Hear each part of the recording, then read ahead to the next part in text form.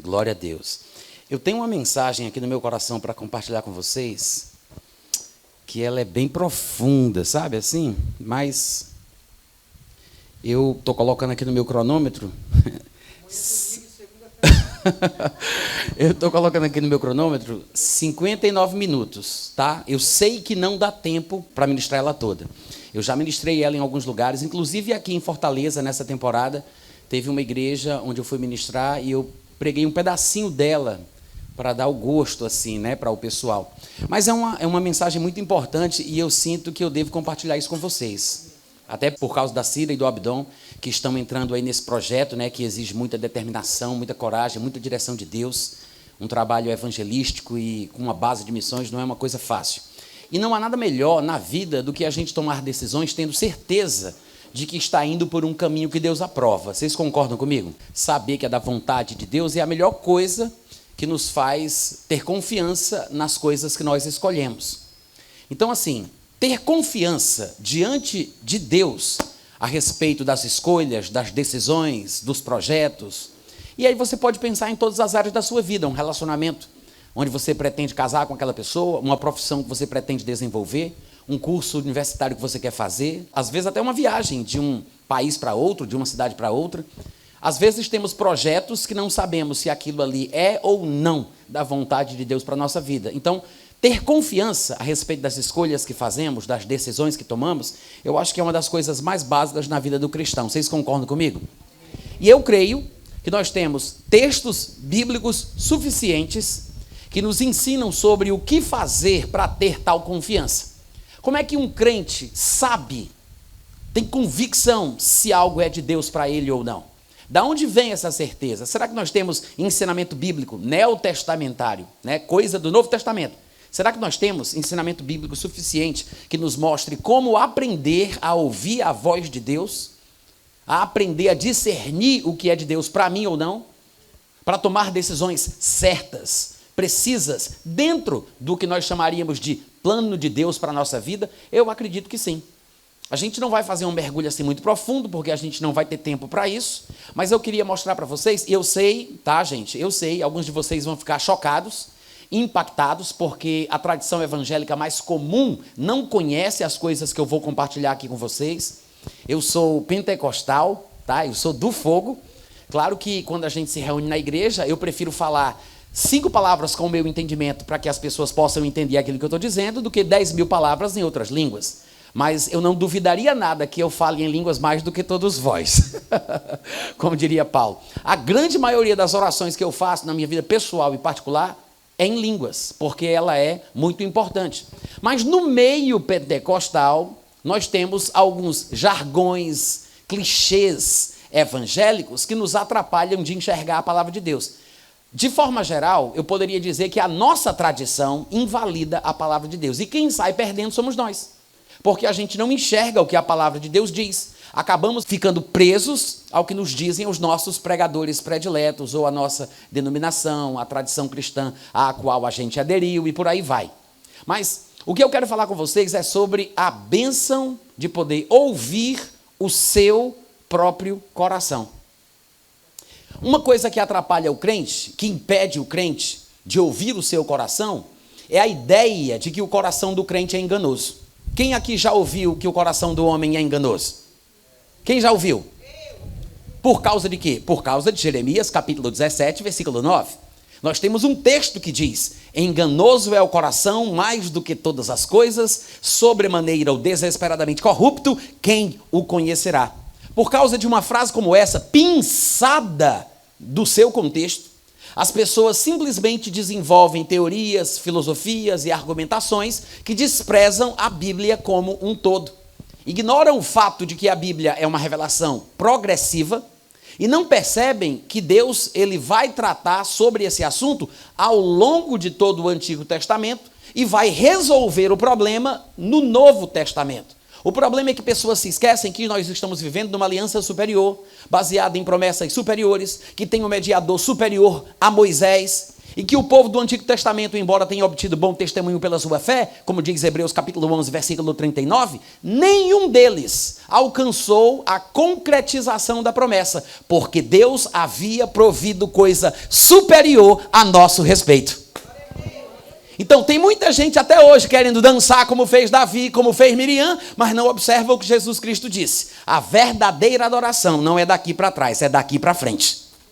Tem gente querendo adorar como Davi, adorar como Miriam, experimentar o que o povo do passado experimentou e não percebe que Jesus disse: a verdadeira adoração, os verdadeiros adoradores se encontrarão daqui para frente. Então, a adoração de verdade não foi feita pelo povo do Antigo Testamento. A adoração de verdade é de Jesus para frente. Só é possível exercer a verdadeira adoração na nova aliança. E a adoração verdadeira tem tudo a ver com a recriação do espírito humano. Porque não tem como se adorar em espírito sem o espírito ser recriado. E a recriação do espírito humano, o transplante espiritual do coração que Deus prometeu, porque ele havia dito que tiraria esse coração corrupto, enganoso, que ele chamava de coração de pedra, e daria um coração que ele chama de carne, dando a entender que o homem passaria a ser sensível espiritualmente às coisas de Deus e poderia, de fato, finalmente, conhecer o Senhor. É por isso que o povo, não entendendo isso, continua reafirmando a declaração de Jeremias 17:9, supondo que o coração do crente, que já nasceu de novo, que recebeu um novo coração, que tem a norma da lei gravada em seu coração, mesmo assim o pessoal continua afirmando que o coração do crente ainda é enganoso. E afirmar isso, reafirmar isso, faz com que o povo fique o quê? Fraco espiritualmente, inseguro nas decisões que toma. O povo fica vulnerável, não tem coragem de dar um passo sequer, de tomar iniciativa, porque nunca sabe se ele está sendo enganado pelo próprio coração, porque aprendeu que o coração é enganoso. Mas essas pessoas que se baseiam em Jeremias 17:9, se esquecem que no Novo Testamento nós temos inúmeras declarações positivas sobre o coração, como por exemplo, só para contrastar com Jeremias 17:9, só para contrastar, 1 João capítulo 3, versículo 21 diz: amados, se o coração não nos acusar, nós temos confiança diante de Deus. Quantos amados nós temos aqui hoje à noite? Só amados. Tem algum amado aqui de Deus? Isso aqui é para crente. Ele diz, amados, está falando com crente. Ele diz, se o nosso coração não nos acusar. É interessante que ele diga, se e somente se, como diz na matemática, se o nosso coração, não é o coração do meu inimigo íntimo, não é o coração do meu perseguidor predileto, não é o coração da esposa, do pastor, disso, daquilo, do vizinho, do chefe. Não, é se o nosso coração não nos acusar. E veja que ele diz que se o nosso coração não nos acusar, não importa se Satanás acusa, não importa se fulano de tal acusa, se o nosso coração não acusa, ele diz, a palavra de Deus diz, temos confiança diante de Deus. Tem coisa mais importante do que ter confiança diante de Deus? Hein, gente? Alô? Eu estou falando sobre ter confiança, não é diante dos homens, porque o homem vê a aparência, mas Deus ele enxerga o que está no coração. Ter confiança diante de Deus é uma das coisas mais importantes da vida. Tem muita gente insegura, fraca, triste, sofrendo, porque não sabe o que fazer, não sabe que decisão tomar, não sabe que caminho escolher, vive precisando receber o conselho de A, de B, ouvir o que o fulano pensa, o que o fulano sente. Quer saber se o pastor sente paz, se a fulano de tal sente paz, se tem um profeta que me diga que caminho decidir. Por quê? Porque os crentes, hoje em dia, bombardeados com a ideia de serem enganosos, de terem corações enganosos e corruptos, bombardeados com essa ideia, hoje em dia os crentes são fracos, vulneráveis, totalmente dependentes. Eu não estou falando de dependente de Deus, eu estou falando dependente dos outros, dependente de profecia, dependente de visão, dependente da paz que o pastor sente sobre a pessoa com quem eu vou namorar. É uma loucura. Estou falando verdade ou não estou? As pessoas estão fracas espiritualmente. E eu me pergunto, como é que vai se cumprir o versículo que diz que cada um de nós prestará contas de si mesmo diante de Deus, se a gente não tem coragem nem de decidir hoje, antes de chegar lá? A gente morre de medo de tomar uma decisão errada. Por quê? Porque meu coração é enganoso. E o que diz 1 João 3,21? Tá, pode? Quando eu fico no Ceará, eu me empolgo, né? Se o nosso coração não nos acusar, temos confiança diante de Deus. Veja, ele diz, se o nosso coração não nos acusar. Então eu me pergunto, será que a gente sabe o suficiente sobre o que o nosso coração tem para dizer? Será que eu ligo para o que ele diz? Porque a base da minha confiança diante de Deus depende do que o meu coração fala. Porque se o meu coração não me acusar, não preciso procurar chifre em cabeça de cavalo. Não preciso procurar pelo em ovo. Eu não tenho que procurar problema onde não tem. Porque se o meu coração não me acusa, segundo a Bíblia, eu tenho confiança diante de Deus. Há um contraste entre Jeremias 17,9 e 1 João 3,21. O que acontece de Jeremias até 1 João, Deus só pode ter feito alguma coisa com o coração dos crentes. Eu não estou falando do coração do povo do mundo. Eu não estou falando do povão lá de fora. Eu estou falando daqueles que são crentes, daqueles a quem ele pode chamar de amados. Amém, irmãos? Amém. Só que as pessoas não perceberam que sentir um peso no coração, se sentir condenado pelo próprio coração, é uma coisa boa. Que é por isso que ele diz, se o nosso coração não nos acusar, nós temos confiança diante de Deus. Mas e se o coração acusar? Eu sei que alguma coisa está fora. Eu estou errado. Eu não posso avançar com esta insegurança espiritual. Eu só posso ter confiança diante de Deus se o meu coração não me condena. Se meu coração me condenar, eu não posso avançar nesse projeto. Não posso continuar com esse namoro. Não posso casar com essa pessoa. Não posso escolher essa profissão. Não posso entrar nesse ministério. Não posso fazer isso. Não posso fazer aquilo. Se aprendêssemos a respeitar o incômodo espiritual que o nosso coração traz, não nos decepcionaríamos tanto. Não teríamos tanta frustração em nossa vida ministerial, em nossa vida profissional, em nossa vida emocional.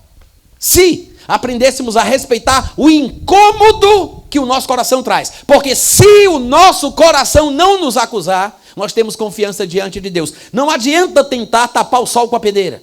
O coração está pesado, você está se sentindo mal, a voz da consciência está te acusando, mas você força e mesmo assim vai. Você se lasca. Só que tem muitas decisões que nós tomamos quando forçamos a barra, desrespeitando a condenação do próprio coração, tem muitas decisões que são irreversíveis. Não tem mais como recuperar. Não tem mais como resolver. Não tem mais como desfazer a besteira. Então é importante a gente aprender sobre a maneira bíblica de sermos guiados por Deus nesta vida. Vocês concordam comigo? Amém. E alguém poderia pensar, mas Natan, e se o meu coração me condenar? Se a voz da minha consciência pesar, se eu sentir que parece que eu estou lavando as meias com os pés dentro, alguma coisa está fora do lugar. A Bíblia diz no versículo anterior, em 1 João 3,20, se o nosso coração nos condenar, Deus é maior do que o nosso coração e entende todas as coisas. O que quer dizer que não é o fim da linha, você não tem que chutar o pau da barraca, não vai negar o nome de Jesus, não vai cair para o mundão, não abandona a igreja, se arrepende, confessa o teu erro e fica firme. Porque se confessarmos os nossos pecados, Ele é fiel e justo para perdoar o pecado e purificar a gente de toda injustiça. Amém. Mas é bom que você aprenda uma lição. Respeitar os limites que o seu próprio coração, recriado, nascido de novo, impõe sobre a tua vida. E eu sei que tem gente que até hoje que pensa que é o Espírito Santo que nos condena, que nos acusa quando a gente comete um erro. Irmãos, o Espírito Santo não foi dado para nos condenar.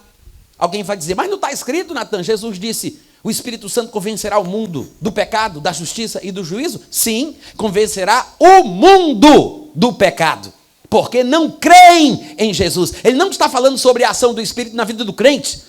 Não é o Espírito Santo que nos condena, muito pelo contrário. Quem nos condenará se é Ele que nos consola, que nos justifica, que nos anima, que nos levanta? Quem nos condenará? Quem me condena é o meu próprio coração. É um dispositivo divino dado a todo crente nascido de novo, que passou pelo transplante espiritual da mudança do coração de pedra para o coração de carne, para que ele saiba como andar na vontade de Deus. Vocês estão me ouvindo? E não pense que se sentir mal quando você erra é uma coisa ruim. Hoje em dia, né, nessas pregações sobre graça que nós ouvimos por aí na internet, as pessoas acabam ficando confusas, porque tem pregador supostamente defendendo uma Grace Revolution, uma revolução da graça. Tem pregador que insiste em dizer para os irmãos que eles têm que vencer toda e qualquer condenação, inclusive a condenação do próprio coração, porque dizem que isso é do diabo, porque o sangue de Jesus já te livrou de todos os pecados que você possa cometer. Então não se sinta mal por pecado cometido. Pode pecar em paz na graça de Deus. É do diabo ou não é? É do diabo ou não é? Isso não é graça, isso é desgraça pura. Mas tem gente que pensa que graça é pecar em paz sem condenação. Não diz isso, né? Mas eu estou traduzindo aqui para vocês. Eles não dizem isso, mas é isso que eles fazem as pessoas sentirem. Como se eu me sentir mal pelo pecado que eu cometi fosse uma coisa ruim, porque um crente que entende a graça não se sente mal, porque sabe que o sangue de Jesus já me purificou dos meus pecados passados, presentes e futuros. Ora, então se eu posso pecar em paz na graça de Deus, vou escolher meu pecado predileto. Alô? O Ziel está recebendo aqui de Deus. Vocês estão me ouvindo, gente? Graça não é a paz para poder pecar, ou para poder pegar em paz, né? Não é a capacidade divina para poder pecar em paz. Graça é a misericórdia de Deus me mostrando que Ele não desiste de mim se eu ainda quero continuar. Ele não vai me jogar fora. Se o meu bebê fizer cocô na fralda, eu vou tirar a fralda, vou limpar a bundinha dele, vou dar um banho ali na banheira e vou jogar água fora, mas o bebê não vai junto. O bebê não vai junto com a água suja. Quantos estão entendendo? Deus é misericordioso. E Ele só tem misericórdia de quem não merece. Porque se a pessoa a quem Ele dispensa a misericórdia merecesse, não era misericórdia. Porque só se perdoa e só se tem misericórdia por quem não merece. Eu não vou perdoar uma pessoa que só faz o que é certo. Eu vou perdoar alguém que não merece, que fez alguma coisa que é errada. Só que as pessoas não entendem que existe uma condenação bíblica e saudável, que o nosso próprio coração traz sobre nós para nos impedir de ir por caminhos de morte. Quantos estão entendendo? Eu vou provar para você como exemplo de que nem toda sensação ruim é uma coisa má. Por exemplo, uma pessoa que tem lepra, hanseníase, ela não tem sensibilidade em sua pele. Se ela encostar o cotovelo, por exemplo, que esteja afetado com a doença, se ela encostar o cotovelo numa panela quente, não é crente não, viu gente, é quente. Se ela encostar o cotovelo numa panela quente, ela não sente a dor momentânea que poderia impedi-la de ter um prejuízo permanente. Por não sentir a dor momentânea, ela vai ter um prejuízo permanente, muito maior, muito mais grave. Então não pense que sentir a dor é uma coisa ruim, porque sentir a dor me impede de sofrer mais. Quantos estão entendendo? Amém. A sensação ruim do calor me faz tirar a mão como reflexo, me faz recuar, me faz procurar uma posição diferente. Então não pense que toda dor é ruim, toda sensação de desconforto é do diabo, é de alguém que não conhece a graça de Deus. Não, é bom se sentir mal quando a situação pede. Porque o crente que peca e se sente mal, isso é bom. Mas o crente que peca e se sente bem, isso é mal. Todo mundo entendeu? Então é bom se sentir mal de vez em quando, dependendo do contexto. Mas como é que a pessoa vai usar deste recurso se ela não sabe que Deus tem um dispositivo espiritual colocado no coração do crente que o faz saber quando ele está pisando na bola, quando ele está indo por um caminho ruim? As pessoas não entendem que quando Jeremias disse enganoso é o coração do homem mais do que todas as coisas, sobre a maneira corrupto quem o conhecerá, ele estava falando de uma condição espiritual humana real na sua época. De fato, em todo o Antigo Testamento a gente encontra Deus insatisfeito com a situação espiritual humana. E de vez em quando encontramos textos, por exemplo, como Ezequiel 11, 19 a 20, Ezequiel 36, 26 a 27, quando ele diz: dar-lhes-ei um coração, um só coração, espírito novo, porei dentro deles. Tirarei de sua carne o coração de pedra. Lhes darei um coração de carne, para que andem nos meus estatutos, guardem os meus juízos, os executem. Eles serão o meu povo, eu serei o seu Deus. Em Ezequiel 36 ele diz, dar-vos-ei coração novo. É outro texto, mas é bem parecido. A abordagem é parecida. Ele diz, dar-vos-ei coração novo, porei dentro de vós espírito novo, tirarei de vós o coração de pedra, vos darei um coração de carne. Não é o mesmo texto, tá, gente? Eu li primeiro Ezequiel 11 e agora estou lendo Ezequiel 36. Mas veja a importância da repetição. Porque só se repete na Bíblia aquilo que tem alguma relevância. É importante observar que o mesmo livro fale basicamente a mesma coisa, do mesmo assunto. Ele diz, vou tirar o coração de pedra, vou dar um coração de carne, porei dentro de vós o meu espírito e farei que andeis nos meus estatutos. Fica subentendido que essa capacidade de andar na vontade de Deus, cumprindo a sua vontade, a sua palavra, os seus estatutos, seria uma consequência do transplante espiritual do coração. Quando ele finalmente cumprisse a promessa de tirar o coração de pedra e nos dar um coração de carne. Quantos concordam comigo? Deus vivia prometendo isso no Antigo Testamento. E aí eu pergunto, será que Deus já cumpriu ou ainda falta cumprir o que tanto prometeu sobre essa transformação na natureza humana? Eu vou ler alguns versículos para vocês e vocês me dizem se Deus cumpriu ou não cumpriu aquilo que ele falava sobre essa mudança que ele esperava que acontecesse no coração do homem. Primeiro texto, 2 Coríntios, capítulo 4, versículo 6. Porque Deus que disse, das trevas um dia resplandecerá a luz, ele mesmo resplandeceu em nosso coração, para a iluminação do conhecimento da glória de Deus na face de Cristo. Cadê os glórios, aleluia? Cadê os crentes que estavam aqui? Ele disse, o Deus que um dia, o Deus que falou um dia, das trevas resplandecerá a luz, ele mesmo resplandeceu onde? Em nossos corações. Interessante que tenha sido no mesmo coração que Jeremias dizia que era enganoso. O Deus que tinha prometido, um dia a luz vai brilhar. Um dia das trevas resplandecerá a luz, ele mesmo brilhou em nosso coração. 2 Coríntios 1, 22 diz, também nos selou e nos deu o penhor do Espírito em nosso coração. Onde é que está a garantia que o Espírito Santo traz para o crente? Onde é que está o penhor do Espírito? Onde, gente? Em nosso coração. Gálatas 4:6 ele diz, e porque vocês são filhos, Deus enviou ao vosso coração. Enviou para onde? Foi para onde? Enviou para o nosso coração o Espírito do seu Filho, que baseado nele chamamos Deus de Pai. Efésios 3, 16 e 17 diz, para que segundo a riqueza da sua glória vos conceda que sejais fortalecidos com poder, mediante o seu Espírito no homem interior, e assim habite Cristo no vosso coração. Espera aí, é visite, que ele disse? É visite ou habite? Visite ou habite? Habite ou visite? Habite. Ele está 24 horas morando no coração. Da onde que o coração do crente pode ser chamado de enganoso? Se Deus está brilhando lá dentro, o penhor do Espírito está lá dentro, Deus enviou o Espírito do seu Filho, Cristo mora, ele habita, ele não visita, ele habita no nosso coração. Hein, gente?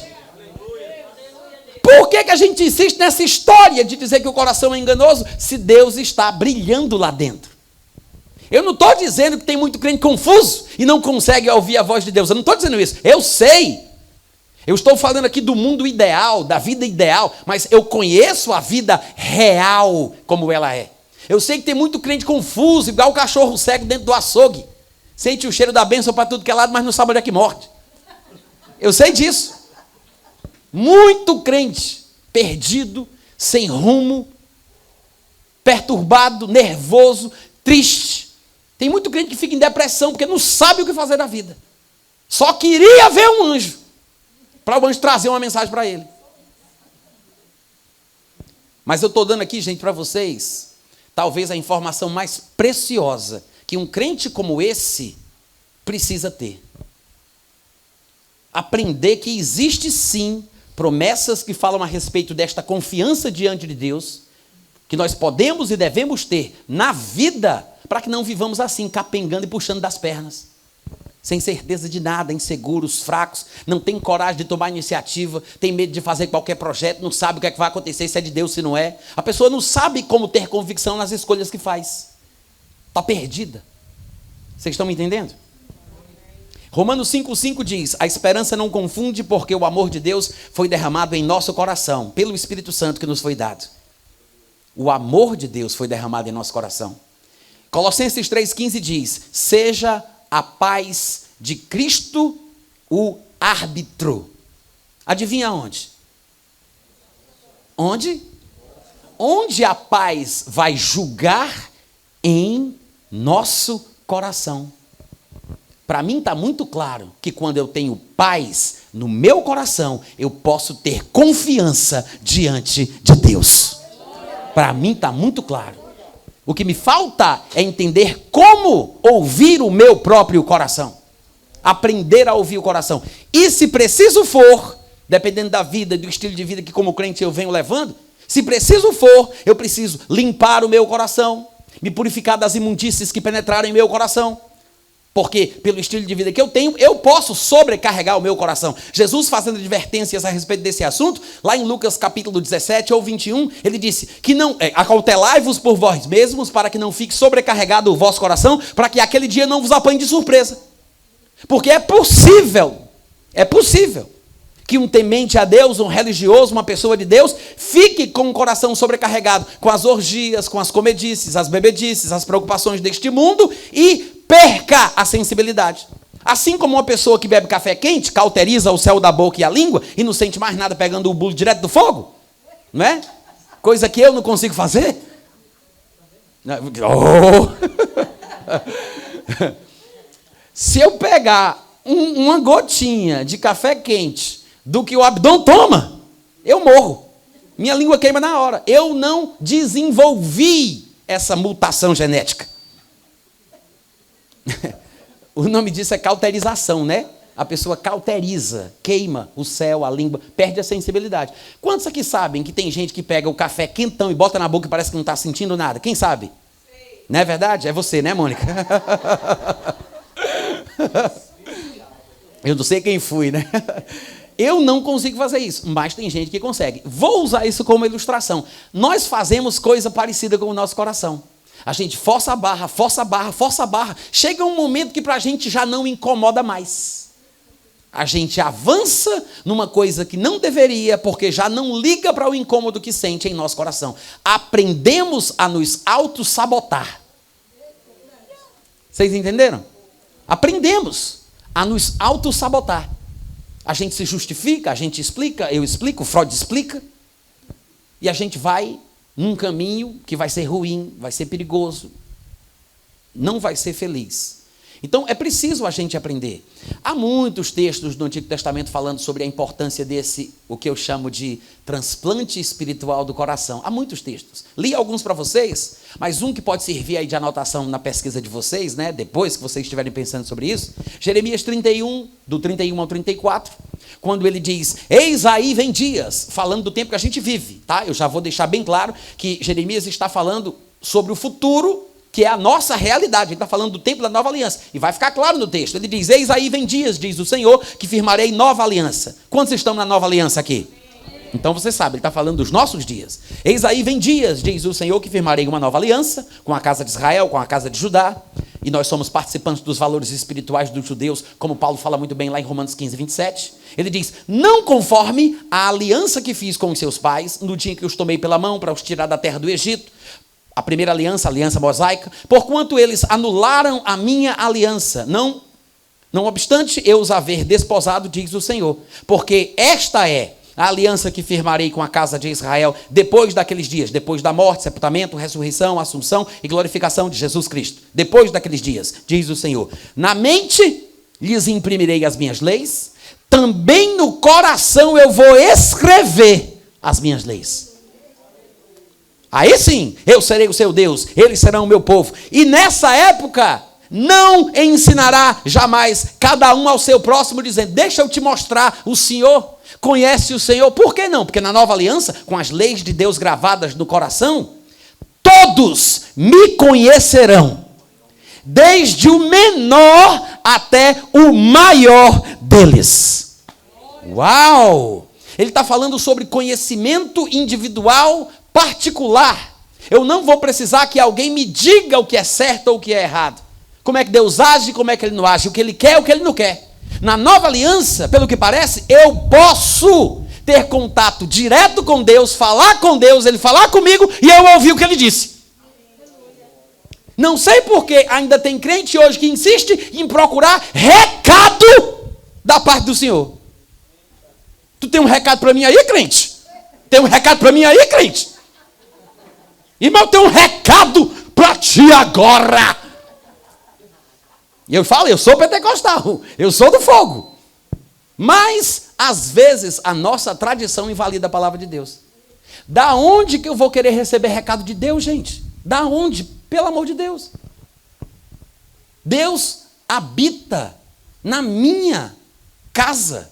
Nós moramos juntos, Ele está dentro do meu coração. Se Deus precisou mandar recado, provavelmente porque a gente não está se falando.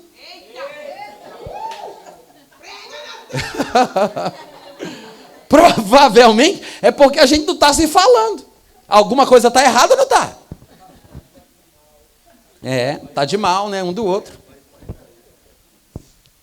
Eu li o texto de Jeremias 31, 31 a 34, mas esse texto é repetido numa colocação interessante, lá em Hebreus capítulo 8, do versículo 6 ao 11. Ele diz, eu vou ler Hebreus, você vai ver que é uma releitura de Jeremias. Ele vai inserir o texto de Jeremias, mas observa as colocações que ele faz do próprio texto do livro de Hebreus. Ele diz, versículo 6, Hebreus 8, agora, na nova aliança, agora, com efeito, obteve Jesus um ministério muito mais excelente, quanto é ele também mediador de uma superior aliança, instituída com base em superiores promessas.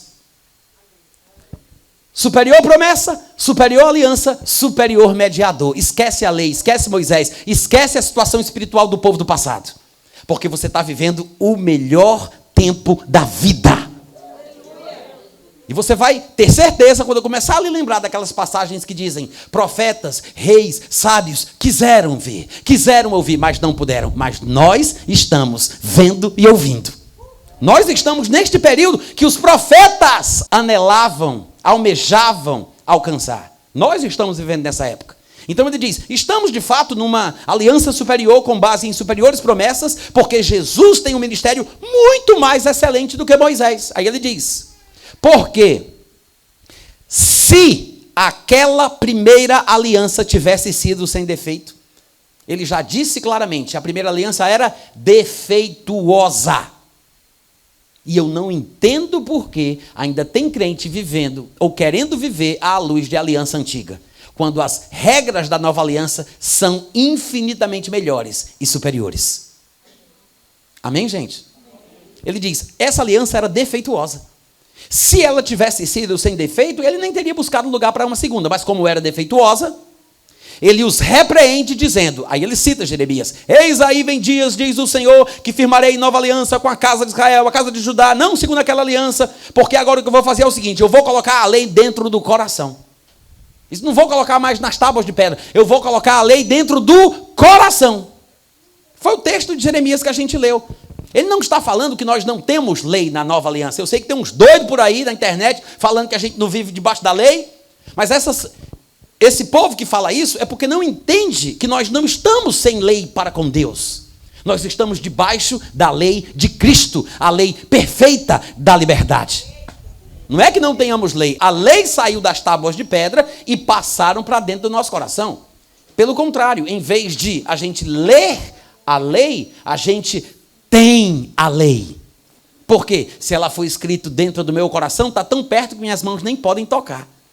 Ela saiu de lá para aqui. Amém, irmãos? É a mesma coisa de dizer que o crente que nasceu de novo serve de lei para si mesmo. É ou não é? Sim ou não? O crente que nasce de novo, que tem a norma da lei gravada no coração, obviamente, ele serve de lei para si mesmo. Por quê? Porque ele não precisa que alguém lhe diga o que fazer ou o que não fazer. Não há necessidade de que alguém diga isso é errado, isso é certo, conhece o Senhor. Por quê? Porque ele serve de lei para si mesmo. A norma da lei está gravada no coração. Se ele simplesmente soubesse disso e fosse treinado a manter a sensibilidade para ouvir essa lei que vem de dentro, que vem do coração, não é? Seria tudo diferente. E eu sei que pode parecer que é um argumento filosófico meu, mas é uma argumentação teológica de Paulo. Lá em Romanos capítulo 2, é um texto bem mal compreendido. No versículo 14 e 15, Paulo diz assim: quando, pois, os gentios que não têm lei procedem por natureza de conformidade com a lei, não tendo lei, servem eles de lei para si mesmos. Estes mostram a norma da lei gravada no seu coração, testemunhando-lhes também a consciência e os pensamentos, seja acusando-os ou defendendo-os. Muita gente até hoje não entende isso. Pensam que Paulo está falando sobre os índios que nunca ouviram uma pregação do evangelho. Eles estão pensando que está falando aqui sobre um povo ermitão que está lá nas ilhas esquecidas do Pacífico. Não, Paulo não está falando sobre pessoas que nunca ouviram uma pregação do evangelho. Ele não está falando que os indígenas ou os que nunca receberam uma pregação evangelística vão ser julgados pelo seu coração. Ele não está falando disso. Depois você observa, quando chegar em casa, eu vou deixar aqui um dever de casa para vocês. Leia Romanos capítulo 2, o capítulo inteiro, e observe que ele está falando sobre judeus e gentios. Judeu crente que nasce de novo tem a circuncisão no coração. Gentil que nasce de novo e vira crente vai ter a norma da lei gravada no coração. Ele usa figuras de linguagens diferentes para se dirigir à conversão do judeu e uma figura de linguagem diferente para se dirigir à conversão do gentil. No versículo 14 e 15 que eu acabei de ler, ele está falando sobre o que acontece com um gentil quando nasce de novo. Quem são gentios? Aqueles que não são descendentes físicos de Abraão, Isaque e Jacó. Se você não faz parte de uma das 12 tribos de Israel, eu vou ter que te informar, você não é judeu. Você é brasileiro, gentil. Diga amém. A não ser, claro, que você seja descendente de Abraão, Isaque e Jacó. Não tem problema nenhum. Um judeu pode ser crente, como um gentil também pode. Mas quando o judeu confessa Jesus como Senhor, ele não deixa de ser judeu. Quando um gentil confessa Jesus como Senhor, ele não deixa de ser gentil. É um gentil crente, convertido. A igreja do Senhor Jesus é composta por judeus e por gentios. É como se Deus considerasse que existisse apenas 3 grupos de pessoas no mundo. A igreja, os judeus e os gentios. Lá em 1 Coríntios 10, 32, ele diz: não vos torneis causa de tropeço nem para judeus, nem para gentios, nem tampouco para a igreja de Deus. Pronto. Por quê? Porque só existem na terra judeus e gentios. Judeus são os descendentes de Abraão, Isaque e Jacó, e gentios, o resto. E quem faz parte da igreja? Judeus e gentios que confessaram Jesus como Senhor. Então tem a igreja formada por judeus e gentios, e tem o judeu e tem o gentio. Tem o judeu crente e o judeu incrédulo. Tem o gentil crente e tem o gentil incrédulo. Quem é crente está na igreja, quem é incrédulo continua apenas como judeu ou apenas como gentil.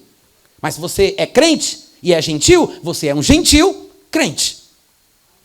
Amém, irmãos?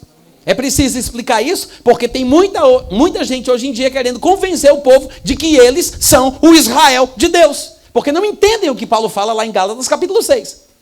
Não entendem isso. Mas o linguajar de Paulo é apenas para explicar que nem todos de Israel são de fato israelitas. E que o judeu verdadeiro não é aquele que o é apenas exteriormente, nem circuncisão é aquela que é somente na carne, porque judeu verdadeiro aos olhos de Deus é aquele que o é interiormente, e circuncisão aqui é do coração, no espírito, porque a pessoa nasceu de novo, cujo louvor não procede dos homens, mas de Deus.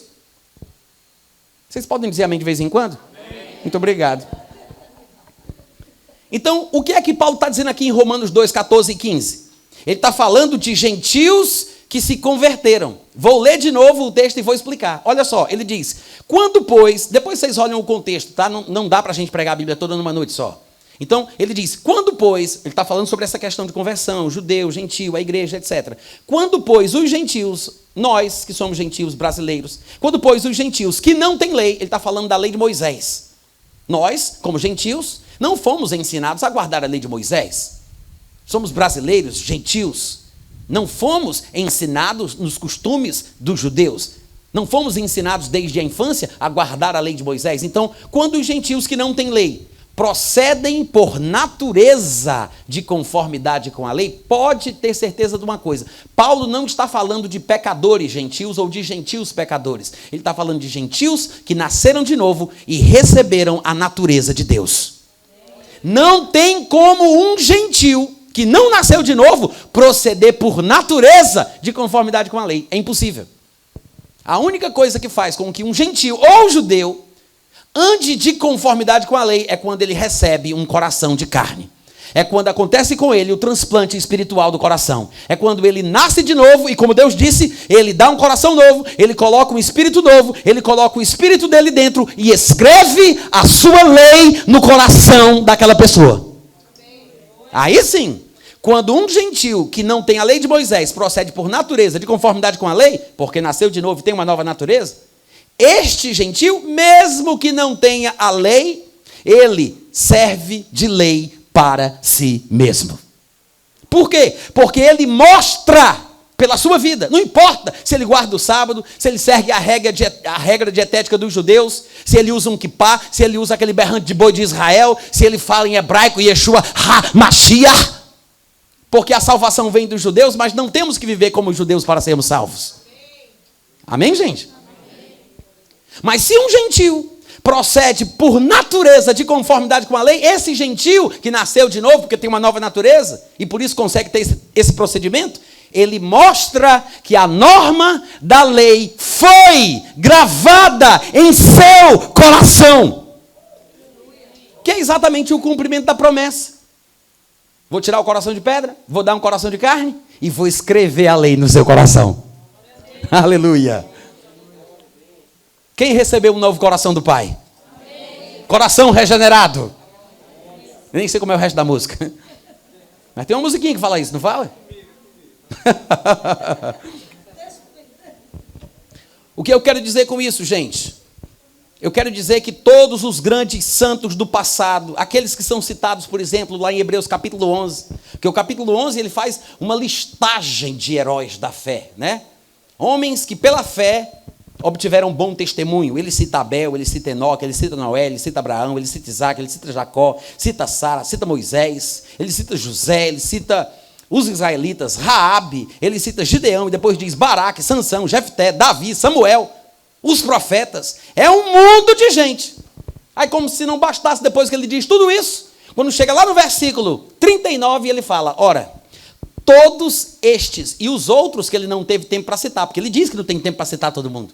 Aí ele diz, todos estes obtiveram bom testemunho pela sua fé, mas não alcançaram a concretização do que Deus tinha prometido. Aí ele fala no 40, por haver Deus provido coisa superior a nosso respeito. Nós estamos numa aliança superior com privilégios superiores. E eu não sei por que a gente fica querendo olhar para o passado e não percebe que eles estavam com os olhos fitos na aliança que a gente vive. Tanta gente dizendo que quer adorar como fez Davi, meu Deus. Tanta gente querendo fazer o que fazia Miriam, tanta gente querendo... E a Bíblia diz, gente, coitados, eles não tiveram a concretização da promessa. Eles não estavam na realidade da época que a gente vive. Eu me lembro daquilo que Jesus disse em Mateus 13, 34 e 35. Aliás, 33 e 34. Mateus diz, todas estas coisas disse Jesus às multidões por meio de parábolas e sem parábolas, nada lhes dizia, para que se cumprisse o que foi dito por intermédio do profeta. Abrirei em parábolas a minha boca e publicarei as coisas que estão ocultas desde que o mundo começou. Coisas ocultas desde que o mundo começou. Jesus disse, eu vou publicar. Então, as coisas que estavam ocultas desde que o mundo começou não foram acessadas por Abraão, por Moisés, por Davi. Jesus disse, vai ser de mim para frente. Ele disse, eu vou publicar. É por isso que Paulo, em 1 Coríntios, não, antes de Paulo até, em Lucas, capítulo 10, versículo 23 e 24, a Bíblia diz que Jesus se voltou para os discípulos e disse-lhes de forma particular, bem-aventurados os olhos que veem as coisas que vós vedes. Pois eu vos afirmo, muitos profetas, reis, sábios quiseram ver, quiseram ouvir, e não viram e não ouviram. Nós estamos num momento privilegiado. Em 1 Coríntios 2, 9 e 10, Paulo diz, como está escrito, nem olhos viram, falando do passado, nem ouvidos ouviram, falando do passado, nem jamais entrou no coração do homem o que Deus tem preparado para aqueles que o amam, falando das gerações passadas. Só que tem muita gente hoje em dia que pega esse versículo e fala isso como se fosse uma realidade para nós, né? A santa ignorância de não ver, de não ouvir, de não saber. O olho não vê, o ouvido não ouve, o coração não sabe.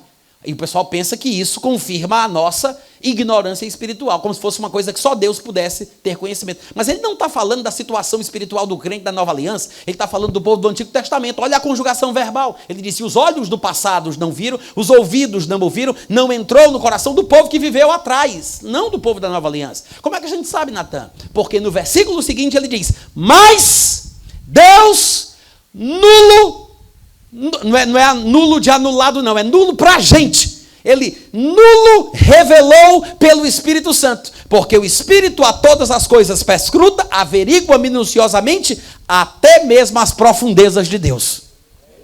Ele diz, o que os ouvidos não ouviram, o que os olhos não viram, o que o coração do homem em gerações passadas não pôde saber, Deus revelou para a gente. Ele está falando que Deus nos revelou. É a mesma coisa que Jesus disse. Moisés não viu, Abraão não viu, Davi não viu, mas eu não estou lá. Eu estou na época do cumprimento da promessa que eles não puderam alcançar, que eles não puderam ver. Mas nós estamos num tempo privilegiado, irmãos. Amém, gente? Esse negócio de ter percepção espiritual, que nos dá a capacidade de saber de coisas, não somente das coisas futuras, como também do futuro da nossa própria vida, porque Jesus acreditava que nós pudéssemos saber sobre o futuro. Ele disse, quando o Espírito da verdade vier, ele vos guiará a toda a verdade. Ele disse, ele vos anunciará as coisas que estão para vir. Eu acredito que ele falava sobre anúncios de coisas escatológicas, futuras no sentido da história da humanidade, mas também a respeito da nossa própria vida, das nossas escolhas, das nossas decisões. Afinal de contas, nós estamos no tempo em que sabemos de coisa que ninguém jamais soube. O Espírito Santo nos foi dado para que saibamos as profundezas de Deus. Amém, irmãos? Amém. E eu me lembro que em 1 João 3,14 ele disse, nós sabemos que já passamos da morte para a vida, porque amamos os irmãos. Eu não preciso de uma profecia para me dizer que eu saí da morte para a vida. Eu não preciso que os irmãos testifiquem dizendo que acreditam que eu nasci de novo de verdade. Eu não tenho que ter carteirinha de membro da igreja para me sentir salvo. Eu sei que eu passei da morte para a vida porque eu amo. Não é ninguém que vai me convencer que eu sou salvo, que eu nasci de novo. Crente que não tem certeza se nasceu de novo está com defeito. Está com defeito. Porque 1 João 3,14 diz, nós sabemos. Quem sabe aqui? Ele diz, nós sabemos que já passamos da morte para a vida. Por quê? Porque amamos os irmãos. Isso é uma coisa que você sabe por dentro. Em 1 João 5, 10 e 11 ele diz, aquele que crê no Filho de Deus tem em si o testemunho. Em si o testemunho. E o testemunho é este, que Deus nos deu a vida eterna. E esta vida está no seu Filho.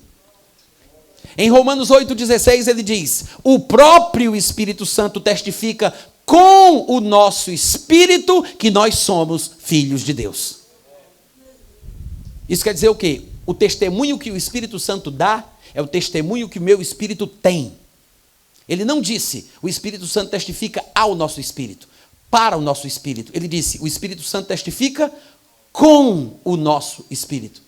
O testemunho que o Espírito Santo dá a respeito das coisas da vida é o testemunho que o nosso espírito tem. Obrigado, viu, querido? Você já é casada? Que Deus te dê um marido cada vez melhor, viu? Amém. A princípio, eu estou falando do mesmo marido, tá?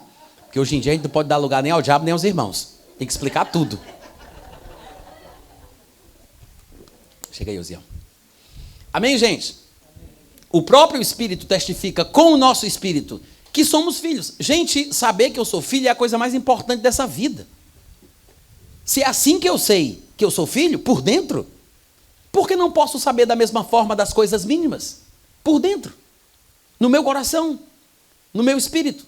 A palavra coração, eu sei que eu andei falando aqui coração o tempo inteiro, eu espero, benza a Deus, que ninguém tenha pensado que eu estava falando do coração que bombeia o sangue pelo resto do corpo, né, gente?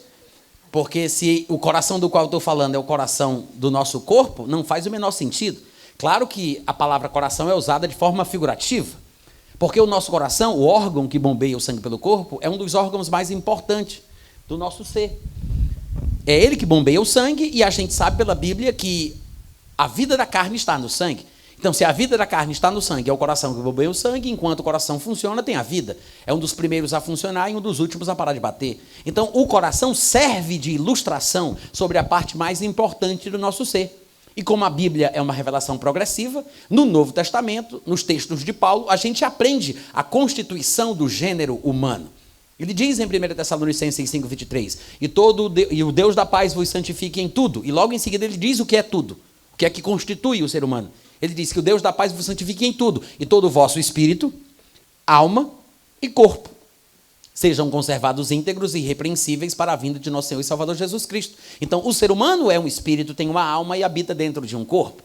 Qualquer outra palavra que apareça na Bíblia, mente, entendimento, coração, carne, feitos do corpo, obras da carne, tem que estar associada a uma destas três categorias. A gente distingue uma das outras por questões didáticas, mas o homem completo é espírito, alma e corpo. Existe uma separação momentânea por causa da morte, a parte não material se separa da parte material, mas depois os dois se reencontrarão. É por isso que a Bíblia diz que Deus lançará no inferno tanto a alma quanto o corpo, porque o homem foi feito para ser completo, espírito, alma e corpo. Assim como nós também, que seremos arrebatados, estaremos com o Senhor, espírito, alma e corpo. Um corpo transformado, um corpo novo, mas ainda assim um corpo. Amém, gente? Mas o fato é que quando a Bíblia fala do coração, ela está falando da parte mais importante do nosso ser. Se Deus é espírito e ele nos fez uma duplicata em espécie da sua própria categoria, ou nas versões que nós temos em português, a imagem e semelhança dele, obviamente que nós somos seres espirituais. Se Deus é espírito, ele me fez um ser espiritual como ele. Então, eu sou um espírito.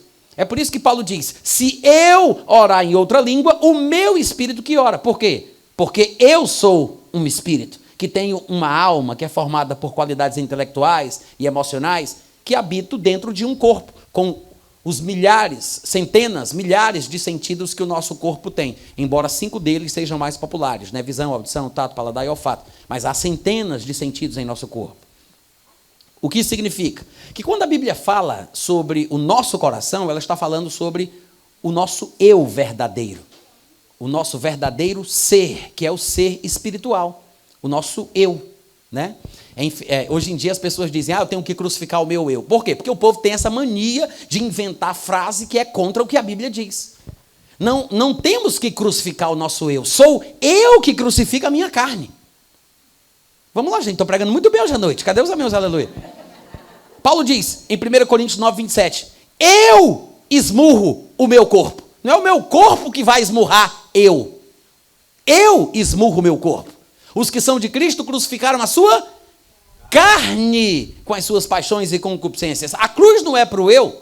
O esmurramento não é para o eu. É o eu que esmurra o corpo. É o eu que ora em línguas. É o eu que crucifica a carne. Porque eu nasci de novo. O coração, a parte principal e central do ser humano, é o seu espírito. Coração é apenas uma figura de linguagem para a principal parte humana, que é o seu espírito.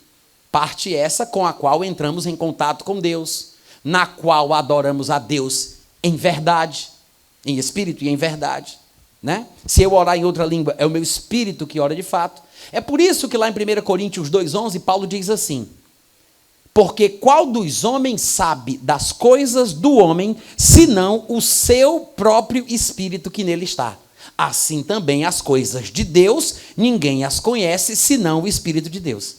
Ele compara o conhecimento das coisas de Deus que o Espírito Santo tem, que o Espírito de Deus tem, com as coisas do homem, que o Espírito do homem também sabe. Ele diz, quem é que sabe das coisas do homem, senão o espírito dele, que nele está? Senão o espírito do homem. Em outras palavras, você não sabe da minha vida como eu sei. Não importa se você é profeta, se é apóstolo ou apostila. Muita gente não entendeu a piada, mas tudo bem. Não importa se você é vaso ou vasilha. Eu sei da minha vida mais do que você pensa que sabe. Vocês estão me ouvindo? E é essa convicção individual, espiritual, sobre a qual nós estamos falando aqui desde o começo da mensagem. Que é com base nela que nós temos que fazer as nossas escolhas. Porque se eu não sei disso, se eu não ando à luz dessa verdade, o que vai acontecer comigo? Vou casar por profecia. Vou vender carro e comprar carro por causa de sonho, por causa de visão, por causa de besteira de gente querendo guiar os outros, que se sente mais espiritual do que eles. Quanta gente boa eu já vi gastar dinheiro por causa de profetada. Esses profetas, lobos devoradores que se aproximam de gente que tem dinheiro e fica se fazendo de vaso revelado para arrancar o dinheiro do bolso do besta. É verdade ou não é? Agora, se o crente... Gente, isso aqui que eu estou falando para vocês é tão importante. É tão importante. Mas se o crente aprende isso desde os seus primeiros dias de caminhada cristã, ele está protegido. E eu estou falando aqui sobre profecias, né? Juntando aqui dentro da situação da convicção interior que o crente tem que ter em seu coração. E as pessoas podem pensar que eu estou remendando a mensagem, mas não é. O próprio Paulo argumenta seguindo o mesmo raciocínio. Ele diz em 1 Coríntios 14, 29, em tratando-se de profetas, falem apenas 2 ou 3, porque ele está se referindo aqui a um culto público, que deve haver ordem, porque Deus não é Deus de confusão. Então, se o culto está aberto, pode entrar um indouto, um incrédulo, então vamos colocar ordem. Falem no máximo 2 ou 3. Aí ele diz, então, em tratando-se de profetas, falem 2 ou 3 e os outros julguem. Ué, ele diz, o profeta fala e o povo julga? Ele disse, falem os profetas e os outros julguem. No Antigo Testamento, quando o povo não tinha um novo coração, não tinha um coração de carne, sensível e capaz de perceber o que é a vontade de Deus ou não, o profeta falava e julgava o povo. Mas na nova aliança, quando todos o conhecem e todos têm um coração recriado, cheio da vida de Deus, o profeta fala, mas a gente é que julga o que ele diz.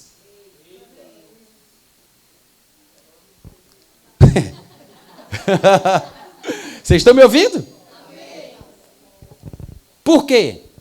Porque ninguém sabe da minha vida como eu sei. É argumento paulino, para falar bonito, né, como os teólogos gostam. Paulo disse isso em 1 Coríntios 2,11. Eu gostaria muito de ter falado, mas ele falou antes de mim. Ele disse, 1 Coríntios 2,11, quem é que sabe das coisas do homem, senão o seu próprio espírito que nele está? Quem é que sabe? Eu sei. Então, quando o profeta falar, para mim, qualquer coisa que ele falar, pode ser descartada, dependendo do que eu sei sobre as coisas da minha vida em meu espírito. É por isso que eu não desprezo a profecia, mas eu examino tudo o que é falado e fico com o que presta. Foi Paulo quem disse isso. Paulo escreveu 1 Coríntios 14, 29, Paulo escreveu 1 Tessalonicenses 5, 19 e 21. Embora muita gente não entenda o que ele disse lá em Tessalonicenses. Porque ele fala, não apagueis o espírito, não desprezeis as profecias, julgai todas as coisas, retende o que é bom. O pessoal pensa que é frase solta aqui, né? Olha aí uma frase aí, não apagueis o espírito. Deixa eu pensar aqui mais outra. Vai mais uma, não desprezeis as profecias. Espera aí, só para completar a fileira do Instagram, né? Vai mais uma, julgai todas as coisas, retende o que for bom. Não, gente, ele está falando em contexto. Ele está falando o seguinte, gente, existe, eu vou parafrasear, existe muita meninice na igreja. Há muita carnalidade, mas a gente não pode apagar o fogo do Espírito recriminando os crentes bebês que estão fluindo nos dons. Então, em vez de impedir o pessoal de falar em língua e apagar o fogo do Espírito, vamos fazer o seguinte, não vamos desprezar as profecias infantis que são proferidas. Vamos examinar tudo o que foi falado e vamos ficar com aquilo que presta. É isso que Paulo está dizendo. Ele não está falando, compre um CD do Roberto Carlos, examine tudo, fica com as faixas que prestam, despreza que não presta. Ele não está falando isso. Ouça as pregações dos calvinistas, eu sei que eles são tudo doido, mas fique lá, examine tudo e fique com o que é bom. Não tem nada de bom quando o calvinista fala do calvinismo. O calvinista só abençoa quando não fala de calvinismo. Porque se ele falar de calvinismo, ele vai danificar a sua vida. Ah, Natan, mas é porque tem umas coisinhas boas. Tem, mas você não toma um copo de água com 5% de cocô. É só 5%. Mas você não faz isso. Eu deixo essa frase para a meditação da igreja.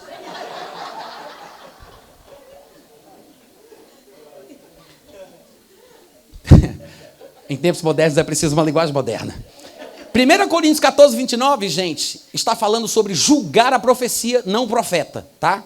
A profecia. Porque, embora os dons do Espírito Santo sejam autênticos, de Deus, e abençoem, manifestem um fim proveitoso, como a Bíblia diz, as pessoas por quem os dons fluem são imperfeitos. E quando a pessoa está debaixo da unção e um dom flui por ela, ela não fica num transe evangélico. Eu sei que tem gente que dá a entender isso, né? Eita! Eu fui usado?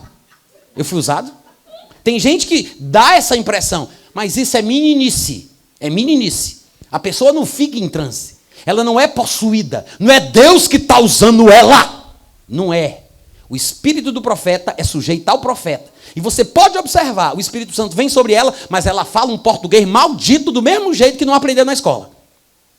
O Espírito Santo não faz ela falar português direito. Não quer dizer que não é de Deus. Mas eu estou mostrando que ela continua sendo do jeito que ela é. A personalidade, o idioma, a voz, o português. Tudo igual. Por quê? Porque ela está no controle das suas faculdades mentais. Então é ela que está falando, não é Deus que está falando. É por isso que a gente deve e pode julgar. Porque se fosse Deus falando através do profeta, quem é que pode julgar o que Deus diz? Manda quem pode, obedece quem tem juízo. Alô? Não é Deus que está falando. Se fosse Deus falando, Paulo não teria dito. O profeta fala e os outros julgam. Como é que eu vou julgar o que Deus diz, se é Deus que está falando? Quem é que está falando, Natan? O profeta está falando o que ele acredita que ouviu Deus dizendo. Deus pode ter falado e ele ouviu. E aí ele vai falar o que Deus falou. Mas não é Deus falando porque Deus não está controlando ele. Como vocês estão entendendo? Ele vai replicar, ele vai repetir o que ele acredita que ele ouviu Deus dizendo. Mas não é Deus que está falando. É por isso que a gente julga. Tem que julgar. Amém, irmãos? Amém. E se a gente soubesse disso? Se a gente soubesse disso, seria muito melhor para todo mundo. E eu quero concluir dizendo o seguinte. Eu tenho um exemplo na vida de Paulo que é fantástico. Quantos aqui acreditam que Paulo era um homem de Deus? Guiado por Deus? Um exemplo. Paulo era esse exemplo, um instrumento escolhido por Deus para escrever o Novo Testamento, né? Para levar a sua palavra, etc, etc. Na sua caminhada ministerial, em determinado momento da sua vida, ele disse o seguinte, Atos capítulo 20, versículo 22. Eu vou ler na versão NVI. Não, na NVI não, esquece, daqui a pouco. Eu vou ler na minha mesma, revista e atualizada. Ele diz assim, Atos 20, 22. E agora, constrangido em meu espírito, eu vou para Jerusalém, não sabendo o que ali me acontecerá, senão que o Espírito Santo de cidade em cidade me assegura. Ele disse, eu não sei o que vai acontecer, mas eu sei o que o Espírito Santo fala. O Espírito Santo falava uma parte do que aconteceria. Ele dava certeza de uma parte do que aconteceria. Mas ele disse, eu não sei o que vai acontecer. O que eu sei é ruim. Mas eu não sei o que vai acontecer. Só sei que o que eu sei é ruim. Ele disse, o Espírito me assegura que me esperam cadeias, me esperam tribulações. Porém, em nada considero a vida preciosa para mim mesmo, contanto que eu complete a minha carreira e o ministério que recebi do Senhor Jesus para testemunhar o evangelho da graça de Deus. Agora veja que ele distinguiu duas fontes de informação. Ele disse, constrangido em meu espírito. É uma contrição espiritual, uma contrição interior do espírito de Paulo. Eu disse que eu ia ler na NVI, porque a NVI, ela sugere uma coisa diferente, o que eu acho que acaba induzindo as pessoas ao erro. Porque na versão NVI, em vez de mostrar que é uma contrição do próprio Espírito de Paulo, a versão NVI diz assim, agora compelido pelo Espírito Santo, com um E maiúsculo, né? Dá uma ideia de que é o Espírito Santo que está compelindo Paulo. Mas você vai ver porque os compiladores e editores da versão NVI não perceberam que este assunto ele vem se desenrolando desde o capítulo 19. Porque se eles tivessem visto o que está no capítulo 19, ou se tivessem se lembrado que é uma continuação do que está escrito lá, eles não teriam feito a besteira de contradizer as frases com versículos da forma que fizeram. Porque lá no capítulo 19, Paulo já falava sobre esse assunto. E lá, os tradutores da versão NVI, eles colocaram o espírito com E minúsculo, mostrando que era uma questão espiritual particular de Paulo. Era do espírito de Paulo que vinha aquela certeza, aquela convicção, aquela inclinação. Mas aqui na NVI eles colocam espírito com E maiúsculo para dar uma ideia de que é o Espírito Santo que está orientando. Mas fica claro, quando nós vemos a sequência do texto, ainda em Atos 20, 22, quando ele distingue as duas fontes de informação. Ele fala sobre o seu espírito, ele fala sobre o Espírito Santo. No início do versículo 22 ele diz, constrangido em meu espírito. Diz a versão revista e atualizada de João Ferreira de Almeida. Constrangido em meu espírito. Ele diz, eu vou para Jerusalém. Não sei o que vai acontecer, a não ser o que o Espírito Santo me assegura. Ou seja, uma coisa é o que o Espírito dele diz, outra coisa é o que o Espírito Santo fala. Quantos perceberam a diferença? Constrangido em meu espírito eu vou. Não sei o que vai acontecer. O que o Espírito Santo me mostra é que me esperam cadeias e tribulações. Mas ele vai por uma contrição espiritual própria. O Espírito Santo, a parte do Espírito Santo, é dizer que ele se prepare porque vai ter cadeia e tribulação. Mas ele vai constrangido em seu próprio espírito. E é engraçado que ele diga que mesmo que o Espírito Santo mostre que coisas ruins vão acontecer, ele não desiste da direção que o seu próprio coração lhe dá, que o seu próprio espírito impõe sobre ele. Ele está determinado a seguir essa contrição do seu espírito. E ele diz que, fazendo isso, ele vai completar a sua carreira, ele vai completar o ministério que Deus deu para ele. Isso quer dizer que a gente pode cumprir o chamado de Deus se a gente aprender a ouvir aquilo que o nosso espírito nos diz para fazer. Amém, irmãos? Lá em Atos 19 e 21, e eu vou ler até na versão NVI, para mostrar para vocês a contradição que eu falei. Mesmo na versão NVI, em Atos 19, 21, lembrando que o capítulo 19 fica um capítulo antes do capítulo 20. Em 19, 21, diz assim, depois destas coisas, Paulo decidiu no Espírito, com E minúsculo.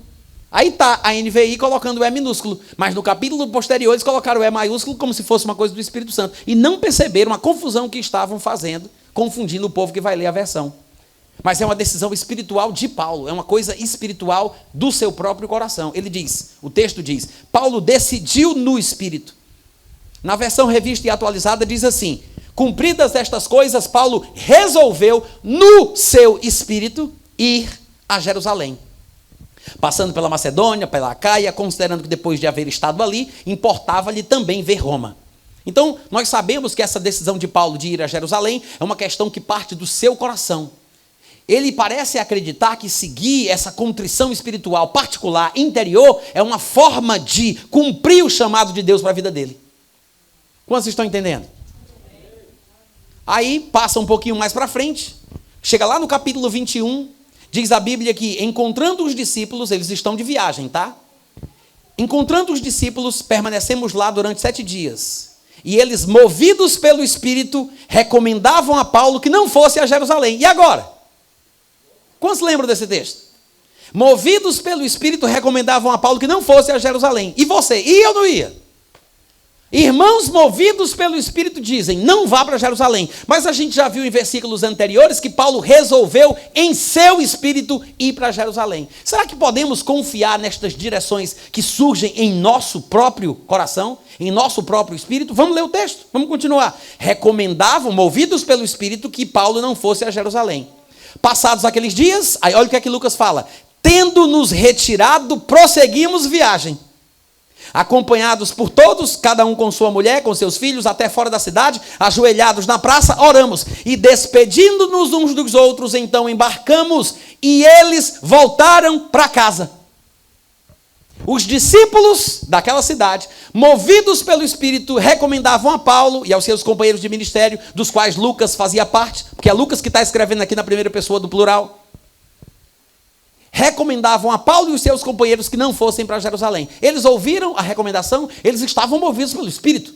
O que é que a Bíblia diz? A Bíblia diz que eles despediram eles e mandaram eles para casa. E continuaram a viagem. Por quê? Porque uma pessoa crente, ela pode ter sensibilidade espiritual para perceber que algo de ruim pode acontecer com a vida do seu irmão. Mas não significa que essa pessoa tem que se precipitar e dizer para ela que Deus falou com ela que ela não deve ir.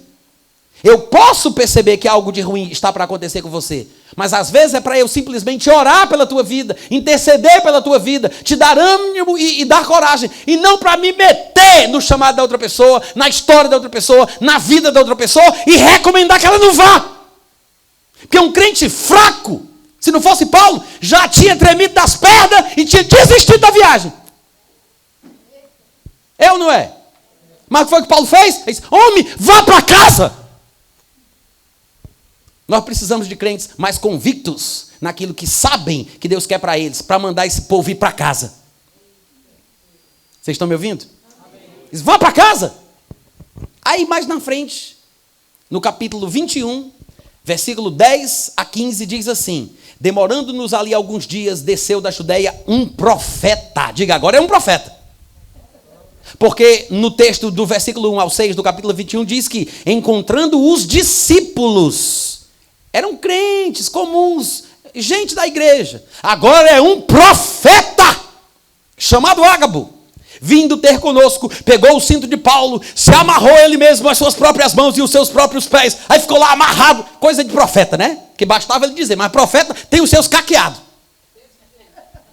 Amarrou a mão, amarrou os pés, assim diz o Espírito Santo. Coisa de profeta. Amarrou os próprios pés, as próprias mãos e declarou: isto diz o Espírito Santo. Assim os judeus farão, olha só, assim os judeus em Jerusalém farão ao dono deste cinto e o entregarão nas mãos dos gentios. E aí? O profeta está dizendo para Paulo não ir?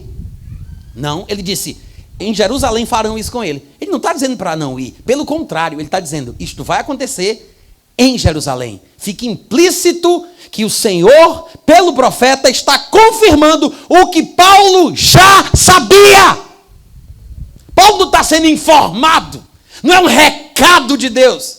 Ele não está recebendo a direção para a sua vida. Se ele não sabe, descarta a profecia. Mas Paulo já sabia.